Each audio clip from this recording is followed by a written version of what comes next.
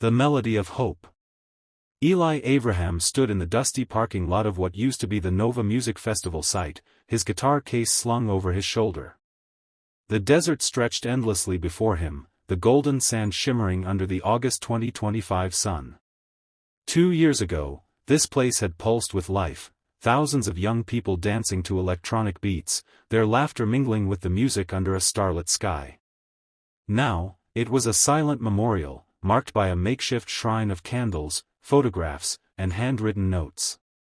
Eli's eyes lingered on a faded picture of a young man with a bright smile, his name scrawled beneath, Evyatar David. Next to it, another photo showed a serious-looking security guard named Braslavski. Both were still out there, somewhere in the dark tunnels of Gaza, their faces haunting the nation. Eli, a 25-year-old musician from Tel Aviv, had not been at Nova on October 7, 2023. He'd been on a small stage in Jerusalem, strumming his guitar for a crowd of 50. But the attack that day, Hamas's brutal assault that killed 1,200 and took 250 hostages, had changed him, just as it had changed Israel. The war that followed had left scars on everyone, and Eli's music had become his way of processing the pain. His songs, raw and soulful, spoke of loss, hope, and the dream of peace. They'd gained a modest following online, but today, he wasn't here to perform.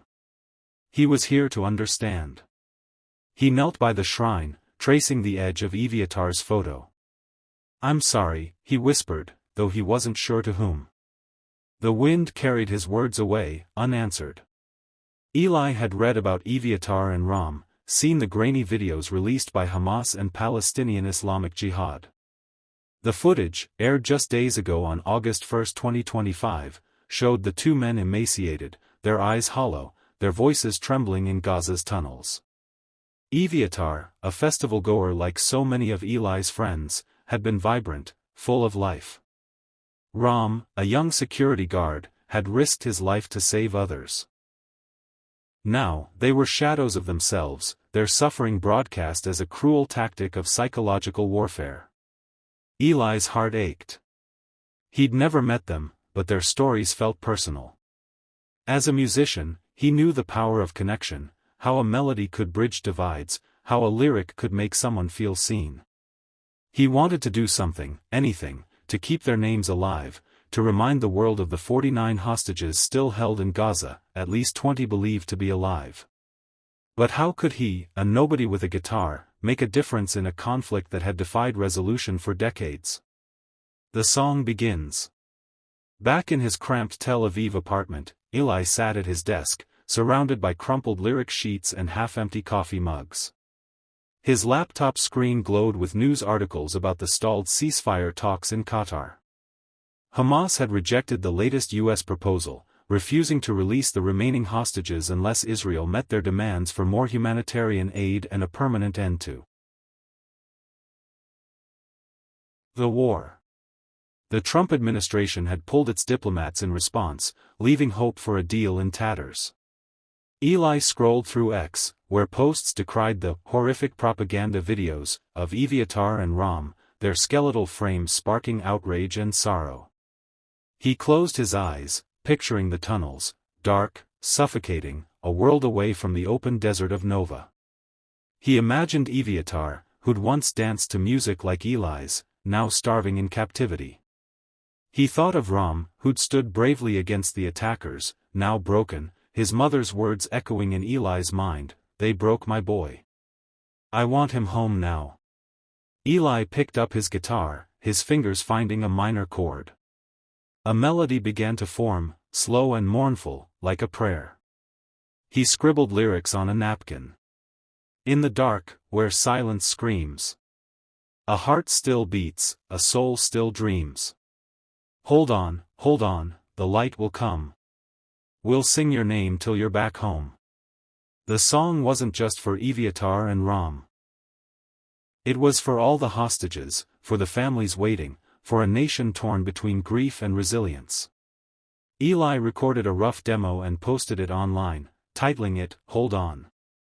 He didn't expect much, but within hours, the video had thousands of views. Comments poured in, "This is their voice," one user wrote. "Keep singing for them." The crowd. The song caught the attention of Noah, a young activist who ran a grassroots campaign for the hostages' release. She messaged Eli on X, "Your song is powerful. Can we use it at our rally in Jerusalem?" Eli, stunned, agreed. A week later, he found himself on a stage in front of thousands, his guitar trembling in his hands. The crowd held signs with Evyatar's and Ram's faces, alongside others still held captive. Noah introduced him, her voice fierce, "We're here to demand action, to remind the world that our brothers and sisters are suffering. Eli's song is their heartbeat." As Eli played "Hold On," the crowd swayed, some weeping, others singing along. He saw Evyatar's sister, Yella, in the front row, her eyes red but determined. She'd spoken out against the sharing of her brother's video, saying it felt like a million punches to the heart. Eli met her gaze, pouring his soul into the chords. When he finished, the applause was deafening, but Yella's quiet nod meant more. After the rally, Noah pulled Eli aside. "We need to take this further," she said. "The world's forgetting them." The videos Hamas and PIJ released, it's psychological torture, but it's also a chance to wake people up. Your music can reach places our protests can't. Eli hesitated. He was no hero, just a guy with a guitar. But he thought of Evyatar, who'd texted his family about the bombardment at Nova before vanishing, and Ram, who'd saved lives before being taken. Their courage deserved a voice. "What do you have in mind?" he asked. Chapter 4, The Road to Gaza. Noah's plan was bold, a musical caravan across Israel, ending at the Gaza border, where they'd perform "Hold On" as a call for peace and the hostages' release. Eli recruited his bandmates, Amir on drums, Leora on keyboard, and Yael on vocals, and they set off in a battered van, stopping in cities and kibbutzim. Each performance drew bigger crowds, their music amplifying the hostages' stories. Eli wove in details from news reports, Ram's frail form in the PIJ video, Evyatar's emaciated frame in a Hamas tunnel. He spoke of the family's pain, like Ram's mother, Tammy, who'd said, "I know how many beatings he is taking." In Sderot, a town scarred by rocket attacks, an elderly woman approached Eli after a show. "My grandson was at Nova," she said, her voice trembling. "He came home, but so many didn't. Your song, it's like he's still here." Eli hugged her, his throat tight. He realized his music wasn't just about Evyatar and Ram, it was about everyone touched by the conflict. As the caravan neared the Gaza border, tensions rose. The IDF had increased operations in Gaza, and the risk of violence loomed. Ceasefire talks remained stalled, with Hamas demanding more aid and Israel insisting on the hostages' release first. Eli felt the weight of it all, but he also felt a spark of hope. His song had gone viral, shared by activists worldwide, even reaching aid workers in Gaza. Maybe, just maybe, it could make a difference. The border concert. On a scorching August evening, the caravan reached the Erez crossing, a stone's throw from Gaza. The stage was simple, a platform under a canopy, surrounded by security. Thousands gathered, holding candles and photos of the hostages. Eli's band set up, their instruments gleaming in the twilight. Above them, a drone hummed, a reminder of the war just beyond the fence. Eli stepped to the microphone, his heart pounding. "This is for Evyatar, Ram, and every soul still in those tunnels," he said. "We sing for their freedom, for peace, for a future where no one has to live in fear." The crowd cheered, their voices a defiant roar against the silence of captivity. As "Hold On" began, Eli closed his eyes, imagining Evyatar and Ram hearing the music, feeling the world hadn't forgotten them.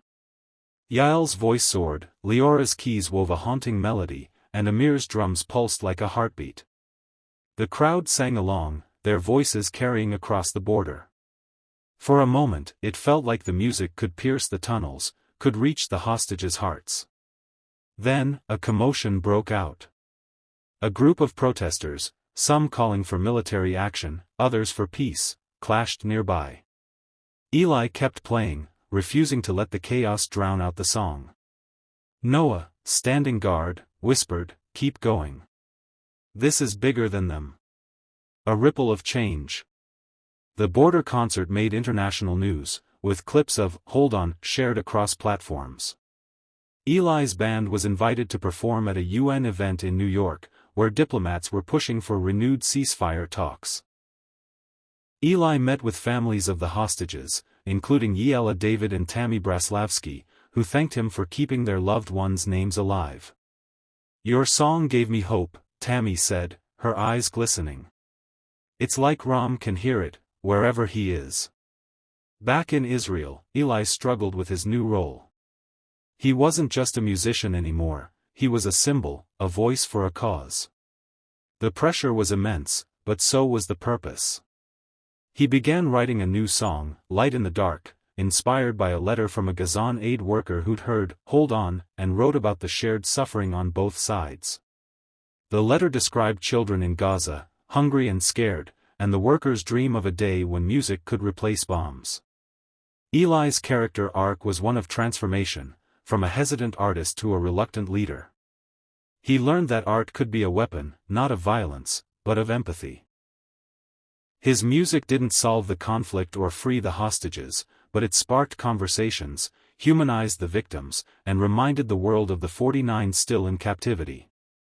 The Unfinished Symphony.